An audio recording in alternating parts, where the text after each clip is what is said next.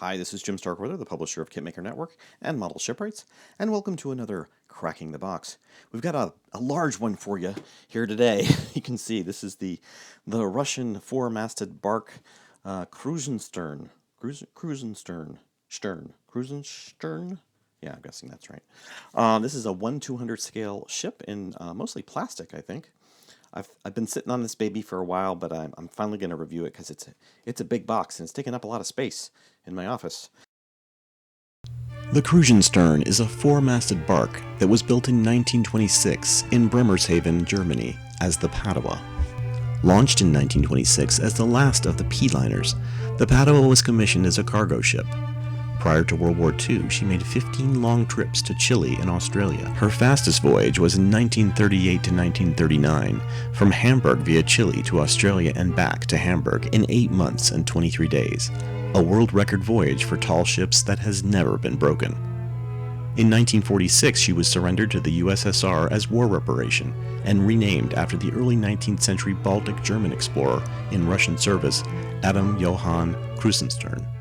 She was moored in Kronstadt Harbor until 1961, where she underwent major repairs and a refit, which included the installation of her first engines for her missions for the Hydrographic Department of the Soviet Navy.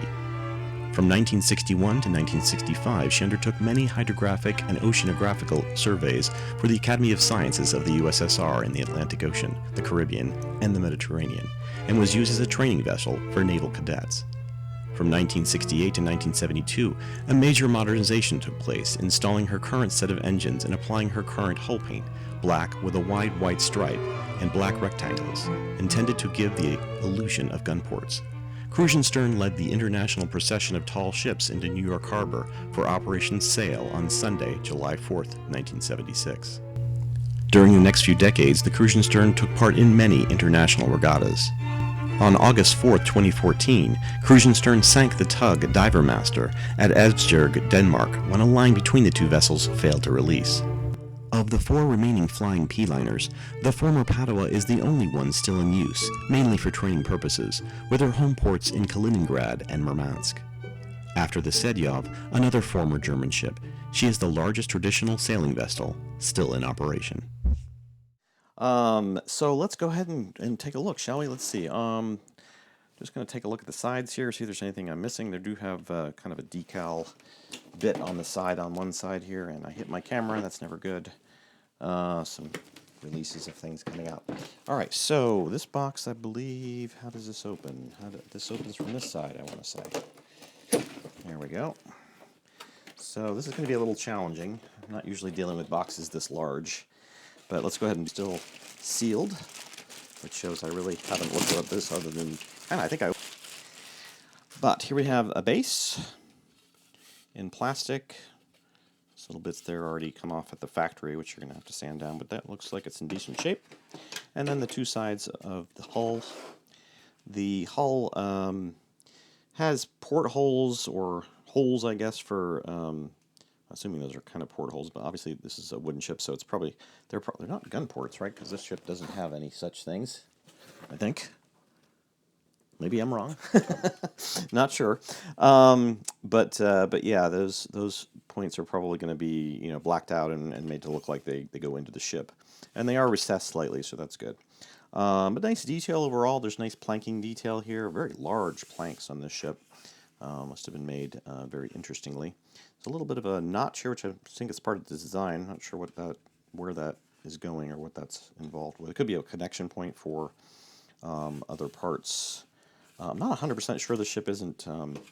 I didn't do any research on it, so pardon me for being kind of a noob in terms of the ship itself. Is this a quasi-steam / sailing ship? Again, not really too much on the whole historical aspects of it. I should do a history bit, but unfortunately I'm pressed for time and don't have the time to always do that with my videos. I'm sure some of you are like, oh darn, I like your history things. Yeah, I read from Wikipedia and stick up some photos. It's really complex, but it does take a lot longer to do. All right, so secondly, we've got the sails, which are in this white plastic. Doing a bad job of breaking these bags open, I'm sure. And see there are quite a lot of them. And looking at the sails, it looks like there's a nice kind of crease effect here, which should look good when painted. I don't know how you could maybe accentuate it with paint, probably to kind of give it even more of a kind of a canvas fold look. Reverse side, you can still feel those crease areas, so they're there. I don't know if you can see that in the video camera. There will be photos at the end of this, by the way, pointing out various parts and so forth. They're very small point holes there, or holes for, I think, the rigging. And on this piece, it looks like maybe that piece kind of broke off. So yeah, you're going to have to be a little careful. I don't think I damaged it when I brought it out, but yeah, be careful with those as you remove them from the bags, because obviously that is a very, very fine little bit of plastic there with two small connecting ends. I think you could probably fix this. This part may even be laying around in here somewhere. I'm going to say no on that one. That's just a thing. Maybe it's still in the bag. That's a negative. So it could have come off at the factory, or it could be somewhere in the box. All right. So again, let me just take a look at some of the other ones. That's the one I looked. No, that's the copy of the one I looked at. So on this one, you can see that piece actually is there. So I am right. It broke off. Oh, is that it? I think this is it right here. So yeah, you could put that back on very, very carefully, but I'll put it back in the bag, because, you know, that'll be found later for sure. Again, sails, not seeing any other broken corner points there, connection points, so that's good. This is definitely a more modern, looks like Zvezda kit, but not overly so. I mean, it looks like higher quality plastic molding here, but not maybe to the extent we've seen on some of their newest aircraft kits they have. But I don't think for a sailing ship it probably wasn't all that necessary. Just looking at all these to see if there's any other broken bits, but it doesn't look like it. That was just that one, at least on what we've seen so far. This one's nicely protected. And again, this rear, what do you call those stern sheets? Stern sheets, maybe? I have actually read all the Hornblower books. I'm not that much of a sailing ship noob, but yeah, so actually I've read them twice or even 3 times. And I've read the Aubrey Maturin series as well, at least most of it, I think, or like 80% of it. So yeah, this you know, they look nice. They look like they will reproduce the aspects of a sailing ship. Now, for some of you who potentially are tuning into this review, who do, you know, wooden ships and various types, and you use real canvas and stuff, this is going to seem a bit weird. And when I first saw the ship, it did kind of seem weird to me that they were going to use plastic for sails, but that's not that odd, actually. With plastic ships, they usually use some kind of plastic effect for sails. All right, so some of the main decking material, and of course the naming here is both in Russian and in alphanumeric. Cyrillic, alphanumeric? Yeah, not sure. And there is a very fine deck effect here, very, very small lines to give you a wooden deck feel. The parts look very good. Don't see any production issues right off the bat. No flash, no broken bits, so that's always good. And here's some of the rigging and mast parts, as well as some more of the upper deck areas. And you know, they look good. I don't know enough about the ship to say whether they're accurate or not. The details look okay in terms of what they're providing. And again, there'll be some photos of close-ups of some of these, so keep that in mind. Some small equipment and stuff on the deck. Not sure if those anchor bits or what that is. There are some props there, so I guess this is both a prop-driven and steam-driven, as well as sail-driven ship, wind-powered. Decal sheet. So again, some lines, various lines of Russian flags, other markings on there. And then we have some of the netting, and then more plastic parts here. Where did I put my scissors?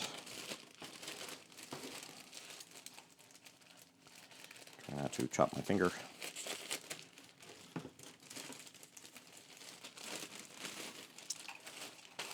And for these, we've got the black plastic doing the various ladder netting things. I'm not sure what the actual term is for those. But yeah, they're the rigging, I guess, more of the rigging ropes and ladderways. And then we have a rather modern-looking small pontoon boat. I'm not aware of the history of this ship. Maybe this is the modern equipped ship. Is this like a ship that's still in the Russian Navy and used for exercises and stuff? Like we have obviously the Constitution is still used, and we have, I think, some other sailing ships that are used by the Navy for training. But not sure. So I mean, that looks awfully modern. Maybe it's just they built ships back then like that too. You can actually see some nice steery things. The wheels, not steering wheels. What the hell? Brain not working. I've had to look up some really weird things lately. It's like the other day I went to get my address for here, which I've done a zillion times. I hope I'm not getting Alzheimer's. Please no Alzheimer's. I better start, having some ginkgo biloba or something as a supplement. Nope. Yep. Still not coming to me. We use this as their symbol for model shipwrights. The wheel. I mean, there's no other name just for the wheel, right? The oh God, yeah, just not coming to me. Some interesting. Are those like windows, or those are maybe antennas? No, not sure. Let's look in the directions. We'll see where some of these parts go. But yeah, nice detailed parts. There's three of these same sprues. So I'm not sure you use all these additionally. It seems like a lot of lifeboats, but then again, if these are lifeboats, then they're lifeboats. I suppose if those are lifeboats, those are probably kind of if they are period in terms of 100 years ago or something, then maybe this is kind of the evolution of modern pontoon boats because they were used kind of like that for lifeboats. String. And then the instructions, which looks like there's a little supplemental sheet here, which I'm not going to read. And taking a look at this, we've got upper deck going on first, which seems like an interesting progression. Step 3 is the lower hull, or the hull going together in two pieces, and pretty straightforward. Lots of parts going together. Lots of deck moorings and things like that going on. Yeah. And I'm going to kick myself when I realize what my brain was trying to do there. So, yeah, these look like very modern. I mean, they're showing like a pylon there with what almost looks like would be like a police intercept boat, and of course there's an outboard motor here. So I'm guessing, yeah, this ship must be used in a modern capacity for something like that. And they're showing 2 there. I'm not sure if the third will be used or not. And then of course the sails going on. Oh, I guess these were part of the upper. Oh, I guess they are. So radar. All right. So this, yeah, definitely a modern usage of the ship. Maybe I will throw in a history bit just in the beginning of this. If I insert it somewhere, I apologize for the way it was slammed in there. But yeah, this must have an interesting history if it's still being used as a training vessel or something. So that is the 1/200 scale Zvezda. Let's go ahead and take a look at those photos, and then we will come back and conclude.